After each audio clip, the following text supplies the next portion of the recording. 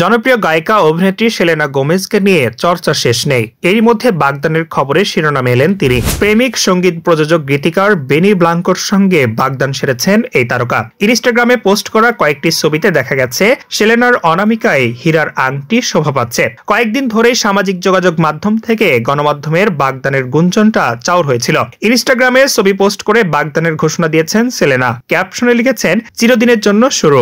মন্তব্যের ঘরে হবু বর বেনিও রসিকতা করে লিখেছেন, দাঁড়ান, এটা তো আমার স্ত্রী। ইনস্টাগ্রামে পোস্ট করা 4টি ছবির মধ্যে প্রথম ছবিতে দেখা গেছে সেলেনার আঙ্গুলে চকচক করছে হীরার আংটি। কয়েকটি ছবিতে আংটি পরা আঙ্গুলের দিকে তাকিয়ে আছেন তিনি। আর শেষ ছবিটি বেনির সঙ্গে। গায়ক জাস্টিন বিবারের সঙ্গে সম্পর্কে ইতি টানার পর ভেঙে পড়েছিলেন সেলেনা।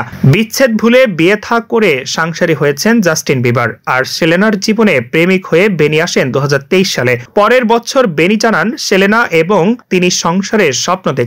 নিজেদের সম্পর্ক নিয়ে বেনি বলেছিলেন, সে আমার চারপাশে থাকলেই সব সুন্দর হয়ে যায়। আমরা পুরো দিনটা আনন্দে থাকি। সে আমাকে অনুপ্রাণিত করে। আমি কাজ থেকে বাসায় ফিরে ভাবি আমার দিন তার সংস্পর্শে ভালো গেছে।